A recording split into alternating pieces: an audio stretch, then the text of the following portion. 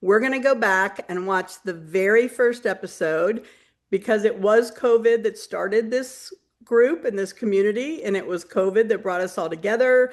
And it's been a running theme. So we're going to watch the first episode together, and then we're going to have a little discussion about the history of how COVID has kind of changed our lives, bringing us together in this beautiful community. So without further ado. Hi, everybody. I'm Matt Matthias. I'm with the National Council for History Education. I'm the educational coordinator. I'm going to turn it over to Joanne, and then we'll talk a little bit about rules. So, Joanne. Hello, folks. Here I am. Thank you guys all for joining me. I'm playing with my computer here. There we go. Thank you all for coming. I'm very excited that you have come this morning to, of course, I need to say the title, History Matters, and so does coffee. It really matters. And as I've said a couple of times on social media, and as the National Council for History Education has said, I'm going to be every Thursday morning at 10 o'clock talking about some document or artifact or idea or community or something that I find really interesting, exciting, and revealing. And the revealing part is the important part. I'm going to come back to that when I plunge in here. But before I plunge in, I want to toss things back to Matt because he's going to offer a few ground rules for asking questions and things like that. And then we will get started. Yeah, thank you. So I think we're all getting, in this little world that we're living in now, we're all getting very familiar with Zoom and other kinds of video chats, but or webinars. As I mentioned in the tweet, this is going to be a webinar format. So the best way for you to ask questions of Joanne is to use the Q&A feature. I'll have both Q&A and chat open. I'll be kind of monitoring them, but I'll be asking the questions from the Q&A. So if you have a question at any time, put it in Q&A. And then we have a Q&A session at the end after Joanne has some time to talk. So I'm going to kind of quiet down and let her do her thing, and just thank you all for coming and for working through this with us, and hopefully this will be something that we can really build on. This is our first opportunity to this, so we're really excited to try it out. So I am going to make Joanne the spotlight video, and I am going to go away. So Joanne, it's all you. Thank you, everybody. And again, use the Q&A feature, and we will get to your questions later. Okay. Okay, so just a few words before we get to the document. There is a document. But I wanted to at least offer a brief explanation as to why I'm doing this. And part of the reason is obvious, which is that we're all sheltered in place. And I figured as long as we're all sheltered in place, I can contribute something out there for us, and even better, it'll be a history, something that I throw out there, right? I'll get a chance to teach some history and talk about some history. And in and of itself, that's a fine and wonderful thing. As you know, the National Council for History Education would certainly tell you that. I would say it too, right? Just the fact that we're here and we're going to be thinking about and talking about history all by itself is great. The extra bonus to this, and this certainly was on my mind when I thought about it, is what I'm really going to be doing, and I think what you're going to be doing, is asking questions about the past, asking questions about the documents and artifacts that we're looking at. And in learning to ask smart questions about the past, we're going to learn how to ask smart questions about the present. So I think learning how to gain insights from the past will inform us as to how we got here and how we can think about or ask questions of our current moment to better inform ourselves or to get better insights. This is a complicated moment. I think the more tools we have in our toolbox to think about it, the better. Okay, now with my official introduction done, I want to get to the document. Reaching for my document here. Surprise, surprise, it's a Hamilton document. And I know you're not surprised, but interestingly, as you'll see, what's most interesting about this, and the reason I've chosen it, has less to do with the fact that it's from Hamilton and more to do with what he says. Now, I want to offer you just a little bit of background before the document itself. It's written by Hamilton in late September of 1787. So at this point, Hamilton had been an early and very eager and aggressive advocate for a stronger central government. He didn't think the Articles of Confederation were a strong enough government. So he's out there writing and churning and talking and trying to push people, along with a lot of other people with him, pushing people towards what ultimately becomes the Constitutional Convention, the Federal Convention. So that comes in 1787. Hamilton is a delegate there. Unfortunately for poor Hamilton, he's there with two other New York delegates who are not very excited about strengthening the national government, so he's outvoted. Doesn't mean he doesn't have a lot to say at the convention, but at any rate, he's outvoted. I always feel he must have been a very frustrated guy. Okay, so that's the backstory. The convention ends, and within a week or two, Hamilton sits down to write this document. Now, about the document, he wrote on the top of it, and I'll come back to what this does and doesn't tell us. He wrote on the top of it, conjectures about the new Constitution. And at this point, the Constitution has been passed by the Federal Convention. Now it has to go out to be ratified. This is actually before he's begun the Federalist Essays, just after the convention. Conjectures about the new Constitution. And what the document is, maybe it's a draft of an essay, maybe it's a kind of memorandum. It could be either one. As you'll hear, it's really lawyerly in the way that he wrote it, which means it could be either one. But he very much is evaluating what he thinks will happen next. So in this very lawyerly way, he says, okay, so the new Constitution, it has some things in its favor. And he lists those things. He says, well, you know, there are a lot of men of great reputation who are in favor of it. That's very helpful. Commercial interests will like it. Excellent. Men of property will like it because they're going to want things to be stable, and this seems to promise that. Excellent. People who are creditors of the US are going to think, you know, well, maybe we'll actually get paid back if there's this government. That's a happy thing. And then he says some people actually understand that this is a need and they'll be desirous of this change. So that's all in the pro column.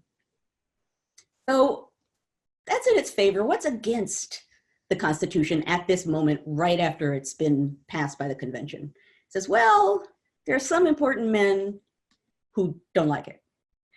There are a lot of men, he says, many inconsiderable men who still have enough power that their words matter, and they're not going to like to be outshone on the national stage. They want to be important men locally. A new national government is going to put them not in the limelight, is going to reduce their power. They're not going to like this very much. He then says, you know, no one likes taxes. Maybe people who are not very excited about taxes are not going to like the idea of a stronger national government. He says some people are going to be jealous of the idea of stronger power. They're not going to like institutions that seem, as he puts it, calculated to place power in a few hands. And some foreign nations are not going to be really excited about a more, as he puts it, energetic government in the United States. So that's the pros, that's the cons.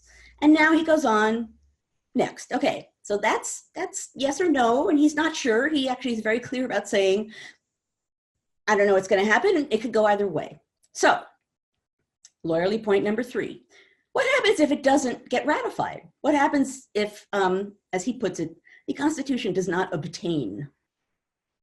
He says, okay, well, maybe civil war. It's pretty blunt. You know, I mean, the states will probably turn against each other. They'll battle each other. Maybe there'll be separate little confederacies, and they'll fight each other. He goes on to say, you know, maybe some states will want to go back to link up with Great Britain. It's possible. He says, you know, not everybody hates Great Britain, so maybe they'll go back. So he kind of paints this apocalyptic image of civil war, disunion, going back to Great Britain, right? If the Constitution isn't ratified, this might happen. And then he goes on and says, no, if the government is adopted, probably General Washington will be president. That would be good. Washington's choice of men will be good, I'm sure, and people will trust those men because they trust Washington. Excellent, because that's a good sign too. So that maybe people will trust and this new government and be willing to give it some power. So he paints this apocalyptic picture. He says, you know, but maybe it's okay. Washington, people will be willing to give the government trust and power. And here's the kicker at the end of this document. He says, well, you know, if that should not be the case, if Washington doesn't become president, if people don't give trust or power to this new government, I actually then think that the Union's going to dissolve on that first apocalyptic picture I'm describing, civil war rejoining with Britain. As he put it, quote, that seems to be the most likely result. So he's like, think about what he's just said, right? He's 10 days out of the Constitutional Convention, sits down and says, what do I think is going to happen next? Pros and cons, paints this horrible picture, says there are reasons to think it actually may pass. If it doesn't, disunion, civil war, horrible things are going to happen, and then, quote, that seems to be the most likely result, right? That's an interesting statement, right? For someone who's been pushing for this for so long, he's actually kind of thinking it's just not going to work. Now, to me, that's just a fascinating document for a lot of reasons. On a topic that I actually don't want to go into this morning, the fact of the matter is Hamilton never fully trusted the government that came out of the Constitutional Convention and always tried to push it into being something else. So that's kind of the first glimmer of that. But more important than that, I picked this document, well, I picked it for a lot of reasons. One of them is I just find it fascinating because you just don't expect this delegate from the Constitutional Convention to leave it and say, meh, I don't think it's going to work. But what's really interesting about it to me is, number one, what does it tell us about the way we view the founding? Now, that's something I teach a lot at Yale and everywhere else. I lecture on it.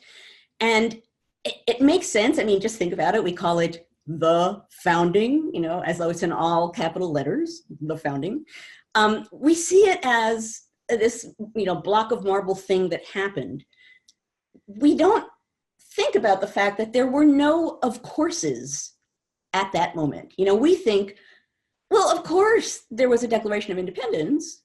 Of course we won the revolution. Of course there was a constitution. Of course it was ratified. There are a lot of courses that we don't even think about or realize are of courses that are stuck right in front of us when we think about the founding. One of the things I love about this document is that it basically is saying, no, like we can't assume those of courses because people at the time didn't have them, right? If you want to understand in some way how people at a moment in the past understood their options or their choices, you have to try to look through their eyes, right? We look back from the present at the past, we know what comes next. And so it's easy for us to say, those silly people, they tried the Articles of Confederation, couldn't possibly work. Why did it take them so long to come up with the Constitution? Yeah, we can say that a couple hundred years later, but the fact of the matter is people at the time were figuring this out one step at a time. Contingency, right? That's the most important thing, or certainly one of the most important things to understand when you're looking at history. You need to, in addition to looking back from the present, you need to look forward with the people you're studying. What did they think were their options? How were they viewing their world? What did they think was likely to happen? Because all of those questions are going to shape what they do. And to begin to understand what they're doing, you have to think in that kind of a way. So asking those kinds of questions, thinking about contingency, I'm going to come back to that again and again. You can see why in this first episode, contingency is the topic I've come up with because I think it's a good starting point, right? It needs to be right here when you're thinking about studying history. So all of that, historically speaking, is why I chose the document. And it'll also give us new insights into the founding, and that's a fine thing too. However, there's an additional reason why I've chosen this document that has less to do with the past and more to do with the present. Now, I think we're in a moment where it's tempting, the current moment that we're in, as complicated and confusing and challenging and fraught and frightening as it may be, it's tempting to do two things, I think. And I think we've all seen lots of people, people we know and people on the airwaves saying either, well, that's it. We're all going to hell in a handbasket. That was a nice country while it lasted. We're done. There are other people who are saying, it's all going to be okay in the end, right? We've always been okay before. It's all going to be okay in the end. Part of what I'm saying this morning in talking about that document is we are in a moment of extreme contingency, and we can't make either assumption. We don't know if it's over. We don't know that it's going to go well. We don't know. And so I just think in thinking about the present, it's so important, particularly given how fraught it is and even how frightening it can be. It's so important to think about the fact that this is a moment of contingency. Things are being worked out, but they're not decided yet. And the important part of that is we need to take action to push things towards wherever we want them to be. Nothing is a done deal. So contingency, I think, is an important thing to think about, thinking about the present and thinking about the past. And particularly now when I think whether we're feeling optimistic or pessimistic, we're running down different paths of assumption. I think those kinds of assumptions are irresponsible and even dangerous. I think we have to remember the fact that there can be change that we favor, and we have to work for that. That's the moment that we're in. That's where we are. We're sort of like Hamilton. Well, that just happened and that just happened. I don't know what's going to happen next. Now, he thinks it's all going to fall apart. So what does he do? One of the things he does is he goes out and writes the Federalist essays, right? It's really important that this passes. So now I will do something to really help push people to ratify the Constitution.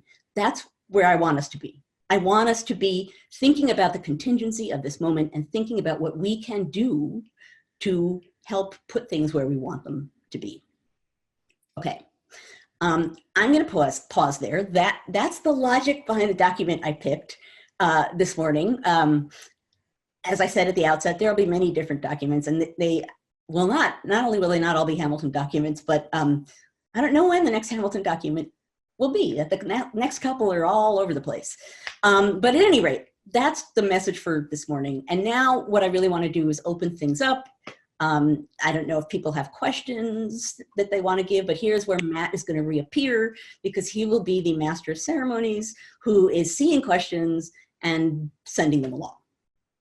I've been telling Joanne since we've been planning this that I'm her proverbial James Lipton. So I'm hoping that we pull this off. So I see a few questions in, but again, ask your questions. And anybody can absolutely and try to encapsulate these a little bit. So if I don't get to yours, my apologies. I'm also going to turn off my video so that I stay a little more stable. That Matt is very unstable. I know, it's like we were totally fine until we did this live. So, okay, so let's see. What are the things we want? What are the things we, as normal non-Hamilton citizens, to push things where we want? Calling representatives is good. This is Andrew, by the way. Calling representatives is good, and for all I know, that may be the best thing for us to do. But if there's more, I'd love to know. Thanks. Okay, so it's a good question. What is it that we can be doing? Now, I'll start that out by saying, I'm a person who lives in the past, right? So I'm not going to beam on here and have great ideas that other people aren't having about the current moment. I actually am trying to put us in a good place to start asking questions. However, I do think calling your representatives, making your feelings known in one way or another is good. I think organizing so that you are in groups of people who can make your feelings known, that's a good thing, right? That's a sort of fundamental powerful push when you look back over American history in the long view. Organizing, ground up change is an important kind of change. So those are certainly two things that I would suggest, and it's not just me, that's others are suggesting that as well. I think that's the right question to ask, and I think that's a question that we should be asking of others, people who in the past have been in this kind of moment and have acted and have organized or petitioned or whatever it is that they have done. It's important to ask them as well. Obviously, things like, how we deal with the press, what we do and what we read with the press. We're going to talk about that in a future week. We're going to talk about newspapers from the past and a little bit about newspapers in the present. But I think there are people who are in the moment, communicators in the moment, who will have a better array of answers to that than I necessarily will have. So a couple of really great questions here that I have not seen. You've probably seen them, but I have not seen these asked before. So could you talk a little bit about how widely the letters like Hamilton's were read? Were they discussed in print newspapers? Were they passed around pubs? Like how were these things disseminated? I think that's a really helpful way to think about, and I know this letter was we think private, is that correct? But like how widely were these disseminated? So I'm going to answer that in two ways, because I'm not quite sure if you're referring to the Federalist essays or just Hamilton's letters generally. So first, let me talk about in a sense, the quicker and easier answer, which is the Federalist essays, which were definitely published in newspapers, which were read aloud at taverns. So those are things that are being written to be publicly disseminated. That's the point, is to try and weigh in and shape how people are debating over the Constitution. The broader question, which is about Hamilton's letters and other things, that's a really interesting question about this period. Now, I will say that over the years, the editors, the documentary editors of the Hamilton papers, and documentary editors of all of the papers of these, actually anyone who's left behind a substantial amount of papers and wants to be responsible for sending them out into the public, they're amazing people because they track down everything written to or from the person whose papers they're dealing with, looks up all of the references in those documents and puts them in the footnotes, and then provides that. Right now, a lot of those things are coming online, or in the past were printed volumes. So the editors of the Hamilton papers did that. There's 27 volumes of Hamilton's papers. He died kind of young, otherwise there would have been a lot more. And so that contains reports and letters and memos and all kinds of things. Now, as far as who would have seen them, that's a big issue at the time. The mails weren't safe. People weren't necessarily sure when they sent out a letter if someone else might see it. They didn't necessarily want them to. There's a reason why, particularly people with political power who are saying something significant in a letter would often use codes, ciphers, for the important stuff. So you'll be reading a letter and it'll be fine, and then suddenly there's like 3 lines of numbers. It's like, they're using some code. I have to go find the code. Or to protect letters so people didn't see it, they would very carefully not drop what they've written into the mail, but instead give it to someone to deliver to the person they wanted to get it to. And you'll see, if you look at letters, and the document that I think they've posted here is from a database, Founders Online, that has, the Founders papers. You'll see in there, if you play around with the letters, a lot of them start with something like, I have yours from last Tuesday. I am sending this by Mr. Smith. What that person is saying is, your letter actually got to me. You can stop worrying about it. And here's how I'm sending this to you. So, watch for the letter, right? Think about the letters, where they're coming to, where they're going from, and where they've been. So that's a long answer, I realize, but the question of who sees what and how they see it and what they do with it is a really big element in the politics of this time period. That's really helpful to think about. I'm going to switch gears here, and I'm going to jump back and forth through these questions. Timothy Johnson wants to know, what is on your coffee mug? Love you guys. And I very deliberately decided that I have a lot of coffee mugs. This one says U.S. Capitol. And I bought it actually at the U.S. Capitol when I was writing my most recent book on violence in Congress. And of course, I had to go be in the spaces, and then I needed to bring something back that I could sit in front of me that would say U.S. Capitol as I wrote. And that is what that mug says. Thank you for that question. I thought you might appreciate a question that was non-Hamilton related there for a second. Easy one. That's an easy. Carolyn asks a really interesting question. You tweeted that you never teach the Articles of Confederation the same way again. What will change? Can you talk about the role of federalism now? Twitter appears, right? Twitter appears.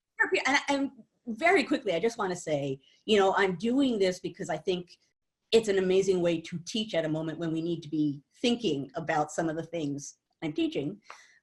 Twitter, as wacky as it is, as crazy as it is, as full of angst and everything else that it is, it can be a great teaching tool.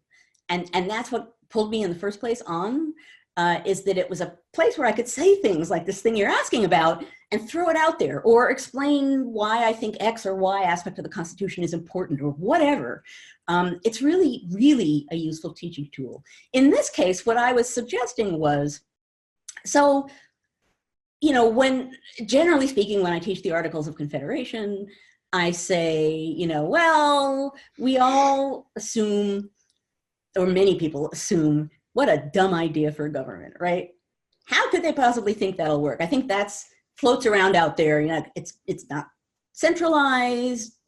The Confederation Congress, the sort of national government at the center, doesn't really have a lot of power to do very much. The Articles of Confederation were a deeply flawed thing. Those guys were not very bright for trying that. And thank goodness the Constitution came along. Now, one of the things I teach is, no, actually, the Articles of Confederation, and here's live. Okay, I'm gonna let that ring. That's someone telling me something's happening. Somebody really wants their question answered. Really wants, yeah, I'm sorry, guys. Wow, I didn't expect that to happen. Part of what I'm saying now is that we're living in this moment when we're watching people step away from the national government and say, the states need to have more power. The states should be exercising more power. So we're in this moment where, in a way, we're living through people trying to figure out where power goes. And so, in a sense, we're living through a moment in which it's harder to dismiss the Articles as a dumb idea, right? It's a living moment in really thinking about options and what were the strengths of the Articles in addition to the weaknesses. I just, in so many ways in this moment, watching the balance of federalism and national government and state governments, that's always been a key part of American politics because it was a fuzzy kind of middle ground that enabled our government to kind of shift over time, right? It was a useful, ambiguous part of our government. Well, now we're seeing a lot of shifting and moving and pushing, and to a degree that, as a political historian, I can step back and say, wow, like I didn't ever think about, in a gut level kind of a way, what it really means to think about where the absolute core of power is and who's responsible for things and what it feels like to be wanting to give someone power. So that actually connects back to what I was talking about before. There is something in the contingency of this moment that I think will get me to teach the Articles and thus the Constitution in a different kind of a way. Well, it's fantastic.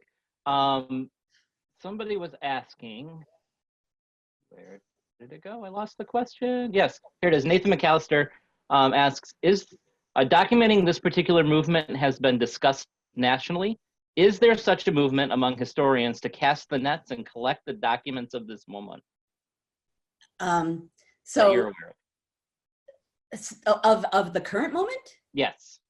So some way of cataloging the historical artifacts that are emerging in this particular moment. Are you aware of historians sort of leading that front?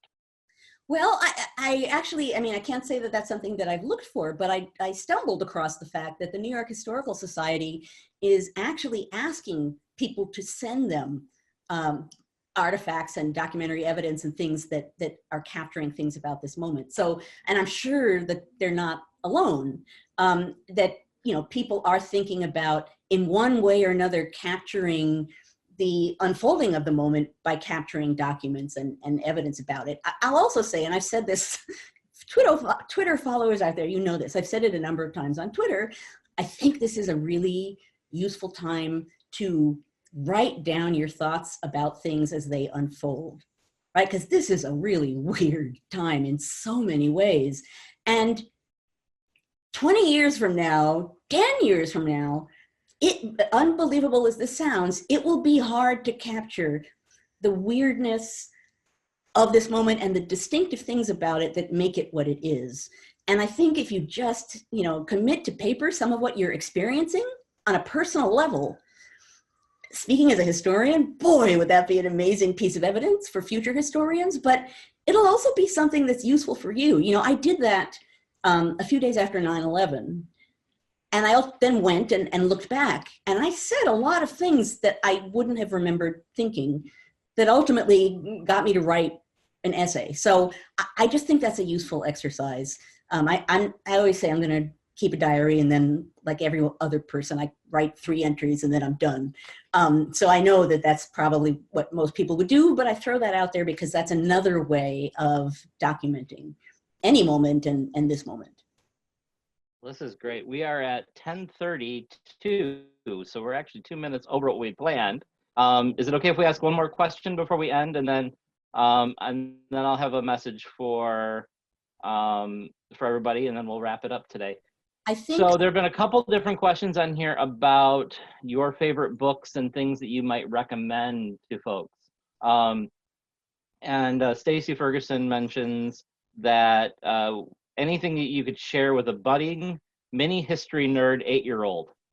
And I have a budding mini history nerd 8-year-old at home as well. So this question resonates with me. So what are some of your favorite books, things to read that might be helpful or thoughtful for folks to grapple onto until we see you again next week? So particularly for a budding historian, if you have any, that would be great. But if not, for adults would be that. Okay. Yeah, I don't know if I have something for an 8-year-old. You know what I always tell people, but not necessarily 8-year-olds. Although actually some younger people have done this, and what I would say to adults is one of the wonderful ways to dip your feet in is to look in the actual artifacts, right? To look in the actual letters, to go onto a database like Founders Online. And I know this sounds like the most boring thing imaginable, but if you plunge in there and poke around and search on things like duel or anarchy or whatever, and just read or pick a moment in time, like the election of 1800, and see what people are saying, you get a sense for the culture and the language and the feel of it that I find informative, but also, again, I'm going to talk a lot over the next weeks about gut level knowledge, because I'm particularly always interested in trying to figure out how people are viewing their world and how that's affecting their choices in a time period. That might be a good way to start. And, you know, I think, I don't know if at this particular moment I can toss out, you know, all people must read this. But that's something that's really easy to do, and it's all online. And I just saw on the bottom of the screen, someone say, what is Joanne's handle on Twitter? It is JB as in boy F 1755, which used to be one of the years people thought Hamilton was born. Excellent. I wondered what it was. That's fantastic. Yeah. I love it. Well, thank you so much today. So quick note to all of you who asked questions, there was like 28 questions, and I think we asked maybe 5 because we're limited on time. But folks, we're going to try to figure out a way to answer some of these maybe. Joanna and I will put our heads together and maybe we tweet out some answers either from NCHC Archie or from Joanne or both, we could also try to continue some of this conversation online at our Facebook page. So watch some space. Watch all spaces. I mean, watch all spaces. We're trying to be we're trying to figure this out. As diligent as possible in making sure. Yeah. And I want to thank everyone out there for showing. Excellent. So, number one. yeah. So, episode number 1, start figuring this out. We are, yeah, and just hopefully this was really useful for everybody.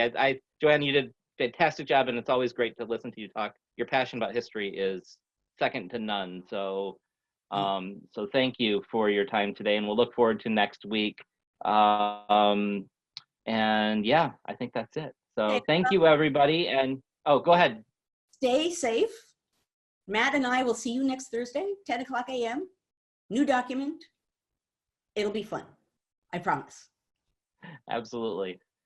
Thank you, everybody. And we will see you next week. Bye. Okay, wow. So for those of you who joined us a couple of minutes late, I'm Annie Evans. I am usually co-hosting this gathering every Friday with our good friend and leader, Joanne Freeman, the Yale historian who, if you tuned in a little late, but you recognized her there in the video, she is our fearless leader. And unfortunately, she woke up this morning with COVID. And so I didn't want us to cancel because I know that many of us come here every Friday for a lift and a sense of community and our shared love of history. So I quickly scrambled and contacted Claire and said, I have this crazy Annie idea. What if we went back to the very beginning, because COVID is what brought us all together? And what if we showed the very first episode, warts and all? We didn't know what the heck we were doing. We didn't know how to use Zoom. The technology was still kind of catching up. And then my second call was to my good friend, Carol Lee, who has become truly one of my best friends. And this show brought us together. We met because we were both tuning in every Friday, and then we met up virtually at a virtual conference because all of our teaching conferences got canceled. And so I thought, what if we kind of took it back to the beginning as a way to kind of honor Joanne? COVID's what brought us together. COVID's what's keeping us apart from her this morning. But also just to kind of reflect on, the world is still dealing with COVID. COVID is not over. I've had several friends who've been down for the count with it again this week. And so I thought it would be kind of a fun way for us to still gather and reflect. And I've probably watched that episode 3 or 4 times over the years when I'm sharing it with teachers in the workshops that I do. But Carolee, I'm curious your impressions, because I didn't realize you didn't join in from the very first episode. Yes, it's just always been a history shame to me that I wasn't on episode number 1. But it warms my heart that I know Rabbi Beth and Francesca were there. Right, and right, I have right. watched it. I have watched it. I feel redemption now at episode 268 that I watched it 267 episodes later. So yeah, no, I love the episode. And I remembered in the chat, if people could read the chat, it was like the director's cut. Everyone's giving commentary over episode 1, everyone sharing when they started joining in. And then people are like, what about the mug? Where's the mug reveal? And we just take for granted that the mug reveal is there. And good old Tim asked about the mug, and the rest was history. So That's right. it's really amazing, the community that was formed here. And yes, this was Annie and my origin story. We were on History Matters together, and she was just the friendliest history friend in the world. And then we met up with her orange screen in the background, and there she is. She's still with that orange screen. And this is not one of those fake screens. When COVID first started, well, let me back up. So I work with Ed Ayers, who's a historian based at the University of Richmond, used to be at UVA. Ed and Joanne hosted a podcast together for many years. Ed created it with 2 of his buddies at UVA, Peter Ornoff and Brian Ballow. And Peter was Joanne's advisor, I believe, at UVA. And so it really is an extended family situation here. So I was a longtime Backstory listener. If you've never heard Backstory, I put a couple of links in the chat. but it started off as a radio show. Then when podcasting became a thing, they pivoted to that. So I had met Joanne, which was like a big deal to me. Back when I first got this job, when I transitioned out of the K-12 schools, it was April, so almost a year before COVID hit, in 2019, and they did a live episode of Backstory when they opened the Civil War Museum in Richmond, and all the Backstory hosts came, and that's how I finally, or for the first time, got to meet Joanne, which I was like, oh my gosh, I'm fangirling like crazy. And she did not remember that, of course. I didn't expect her to. There were millions of people there that day. But my kids, my class, we listened to Backstory every Friday after school. It came on around 3 o'clock, right around the time that school was out. So there was already that connection. So I knew as soon as they announced they were doing this that I wanted to listen. So that's why I was there from the very first episode. I think Ed was the one that mentioned it to me. I think he was the one who said, hey, Joanne's going to do this little thing on Friday for teachers. You should tune in.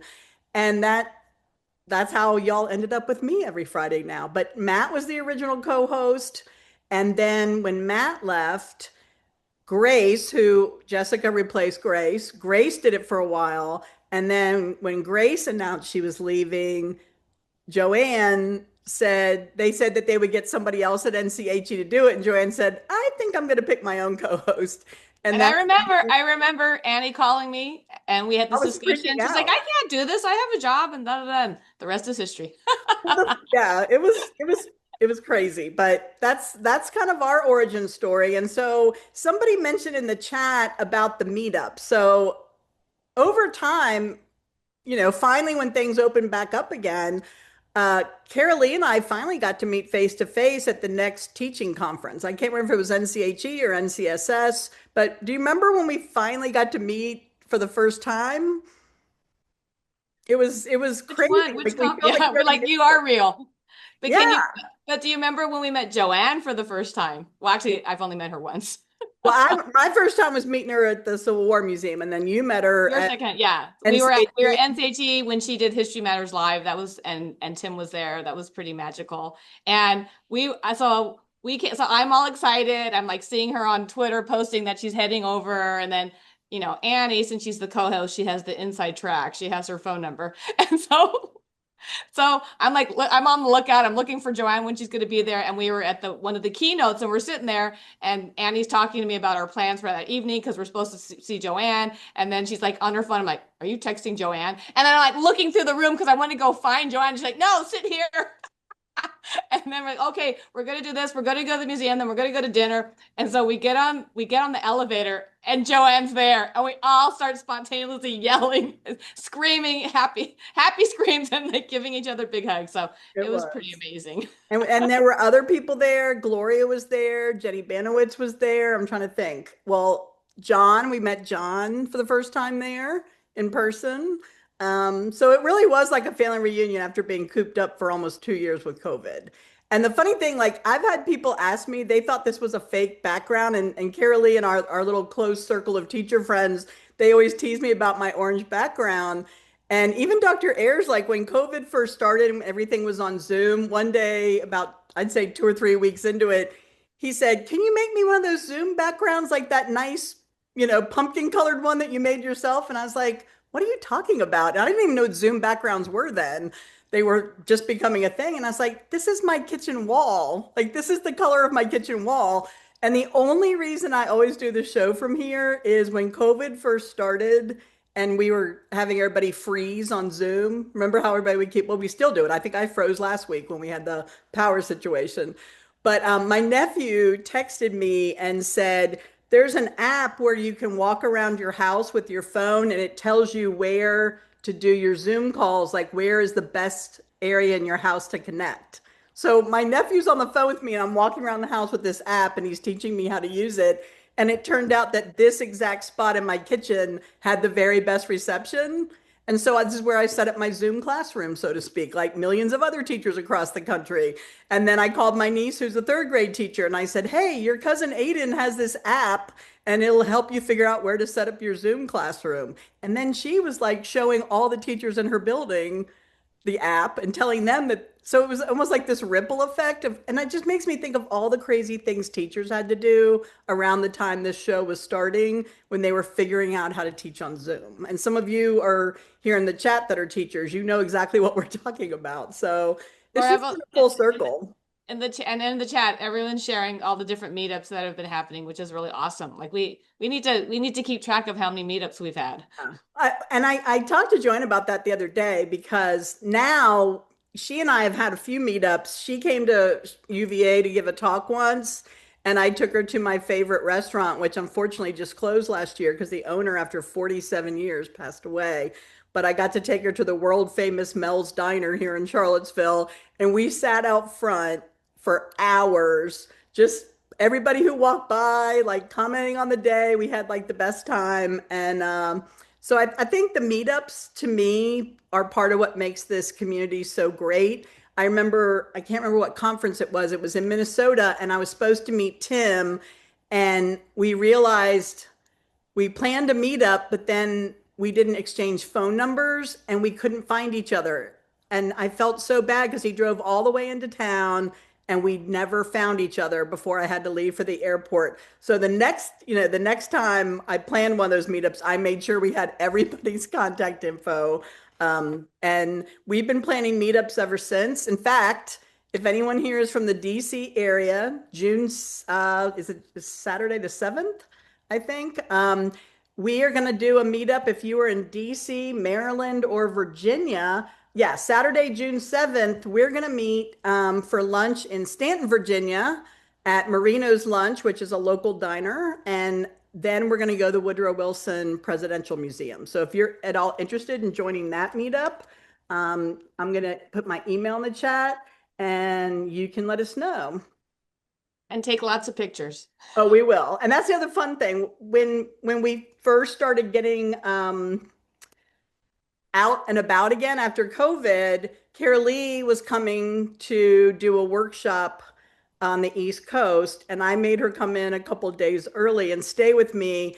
And we did a live episode of History Matters from Monticello. They used their office, and then we had about 12 or 15 people join us from History Matters. They watched the episode in the classroom. I was over in the office for sound reasons. And then we had spent the whole day at Monticello together, which was so cool. But I have a great story. So I was in the classroom and everything and whatever, and I can't remember, something wasn't working. So I ran over to Annie, she was broadcasting from the office, and all of a sudden in the chat, there's a question from Carolee. Because Rabbi Beth took over my laptop. That was pretty funny. It was really fun. And the people at Monticello still laugh about that because, for those of you who don't know, I live 9 miles from Monticello, Thomas Jefferson's historic home. And so I pass by there every time I go into Charlottesville. And I work from home, even though I work for University of Richmond, I work from home. I live in a rural area, kind of halfway between Charlottesville and Richmond. So for me to go to Monticello is like running to the store for a gallon of milk. I mean, it's really close, and I have a really good. Making a bunch of us jealous. I know. It's so funny because I taught in Richmond for 21 years, right? And Dr. Ayers was at UVA, and then literally the same time he went to Richmond to become U of R president, I left Richmond to go to Charlottesville to be the K-12 social studies coordinator. So we literally missed each other for almost 30 years. And then we were thrown together, and that poor guy's been stuck with me ever since. But I do think Monticello is a really important space because they have done so much work to try and make sure that everyone who lived at Monticello is now included in the story. And they've done a really good job, like many historical spaces. And the times we're living in now, it worries me that there's pushback now and they're trying to force places like our national parks not to teach the truth and the full truth of everything. But Monticello, because they are a privately owned foundation, they do not have federal funding. And so they are going to, I've been talking to them. In fact, we're going to be meeting with them again next week. We are so happy to hear that places like Monticello and Montpelier that aren't under federal authority are going to continue to teach the full and complete history of those historic spaces. And so, And also history important. organizations like NCHE are Absolutely. so supportive Absolutely. and supporting all of us and telling the whole story and including everything. And Joanne, I mean, it's just amazing that Joanne's part of this. And I'm kind of curious to ask everyone in the History Matters chat, like how has Joanne and History Matters changed your life? I know that Joanne's changed my life. I was not always this confident. Like I would not say, yes, I'll go on a webinar. But this History Matters community and Joanne have really helped me to inform my history thinking. I'm in like the University of Joanne for the past 5 years. I need a degree. I have a Joanne degree, but she's really helped inform my thinking. My mug today is "We the People," and I talk about we all the time. Joanne does, and I do. I mini Joanne in my classroom a lot, and I want my students to know you're citizens. You're part of the we. And we all know in the beginning, when we had that declaration and we had that constitution, everyone wasn't in the we and everyone wasn't in all men are created equal. And I do my best to use my voice to help my students understand that. And being in our History Matters chat has really, I was like timid. I in the first how many episodes, I never spoke up. I never went into the chat. Now I'm just like, I'm living in the chat and just everyone's so wonderful and supportive. It's such a nice, safe community that in person and online, it was such a good example to me. And so I ran my COVID classroom that way, my remote learning classroom, that I kept the chat open and I had these really respectful conversations with my students, and I built community that way. And just learning to speak up and having all these wonderful history friends like Annie, Rabbi Beth, Cece, Francesca. One day we'll meet in person. But just having this community that Joanne started 267 episodes before has really just changed my life and motivated me to speak up and to do my best so I can help my students to learn to speak up so that they can make a difference. So community, contingency, we the people. I'm really grateful for that. And And all of you. my mug today is a salute to my friends in Hawaii. This is the Big Wave Dave Waikiki mug, my favorite coffee shop from my trip this past December to meet all my teachers that I met during COVID. But I also had this mug for my mug reveal today because I've been working on that whaling lesson that I alluded to using a backstory episode called Dar She Blows, part 1 and 2. And Joanne said that they laughed that they had so much content, they had to make it a 2-part episode. But it's a really cool episode, both of them. I put them in the chat, and we have a new learning resource we're developing around that and one of Dr. Ayers' travel blogs. And it's a really cool lesson. I'm really excited about it. It'll come out in a couple months, but whaling has been on my mind all week. I've been immersed in whaling legend and lore and music, and so that will be out. It's really funny to hear a Virginia educator say, whaling's been on my mind all week. This is my life, people. I sit around my pajamas and come up with these crazy things. I have to admit, whaling has not been on my mind at all. Braiding has been on my mind. And I've never seen a whale except prizes for the end of the year. Right.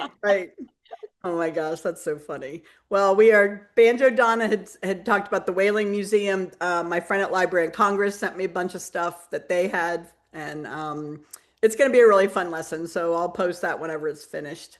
But anyone else have any meetups that you have done? You know, Carolee and I have tried to orchestrate some whenever we travel together at conferences. We did finally meet Tim, even though I missed him in Minneapolis. We met Tim in Utah. He came to NCHE. So many people came to that conference in Salt Lake. I know a lot of people were there. That's the first time we met Gloria. I don't know if Gloria's with us this week. I think Daniel was there. Who else was at that NCHE conference? But yeah, I would love to do a field trip to the Whaling Museum. Richie, it is definitely on my list. Plus, I really want to come visit Cece. I want to come see the mammoth cheese. So I do think. Oh yes, I want to see the mammoth cheese. Oh, you need to go whale watching. We can go whale watching when you come to California. So I tried to schedule a whale watching trip with my friend this year, the same one who I went to Australia, New Zealand with a couple years ago, but I couldn't the daggone whales are only out at times when I'm the busiest, when the most teaching conferences are going on. So That's really inconsiderate of those whales. rude of those whales not to be out during the off time. Like, why can't the whales come out during testing season? Nobody wants to hear from me when they have high stakes testing going on. No, I'm going to make it happen. I am going to figure out a way to do the whaling thing. But I do want to get up to New England because I got to go visit Cece. Cece and I did have a meetup this week. I don't know if y'all saw. I posted a picture in Slack. Cece's here in the chat today. Cece's another member of our community that's become one of my best buddies. And we met through this group. And so Cece was driving through on a road trip, and I made her pull over and look at our beautiful Blue Ridge Mountains over a drink and a quick visit. But it was really fun to get to see her because last time she came through was on the train and it was late and it was snowing. And so I had to give her a driving tour of Charlottesville because it was too cold and wet to go outside. But I did have a quick meetup with Cece this week, which was fun.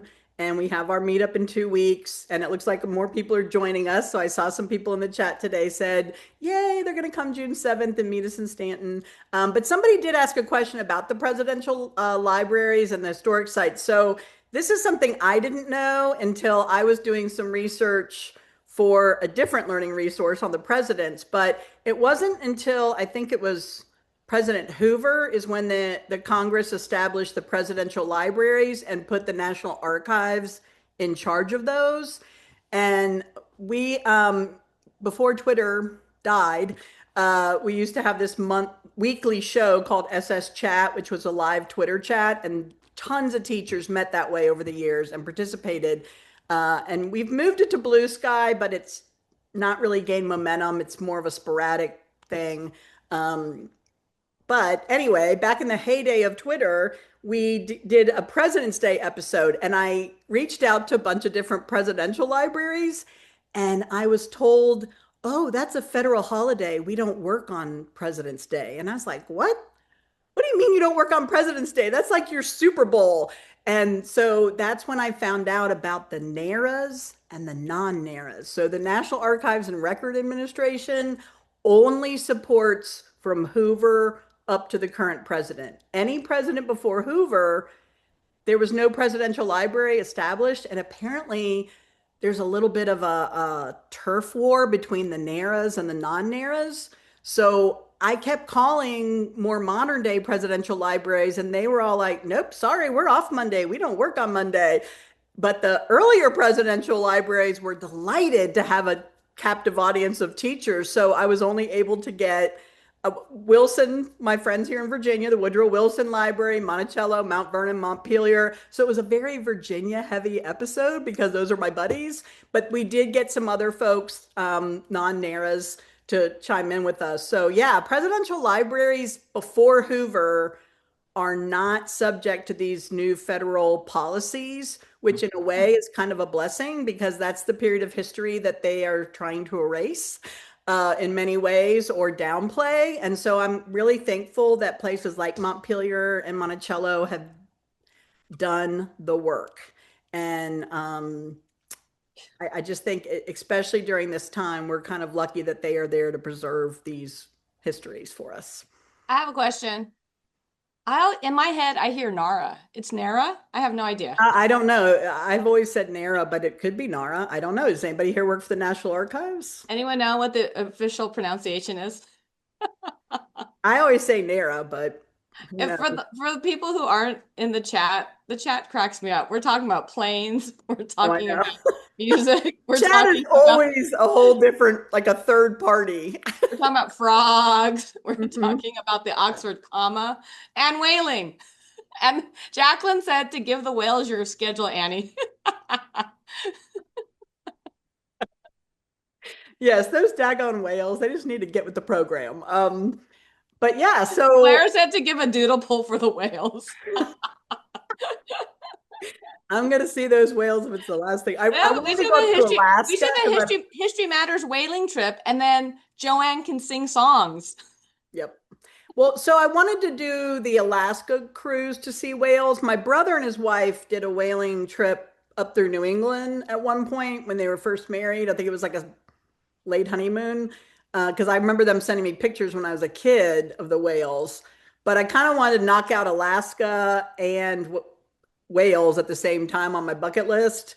But maybe it needs to be an Eastern Canada trip because I've never been to Nova Scotia, and now I really want to go see Gander because at the last conference I went to, the Pennsylvania Social Studies Council, they had someone there that talked about, I think I told you guys about that Broadway show Far and Away, and it takes place during 9/11, and it's in Nova Scotia. So maybe that's what I need to do as a Eastern Maritimes whaling adventure, and then visit Cece and the Mammoth Cheese or something. I don't know. Whoever wants to go, let me know. And practice your sea shanties.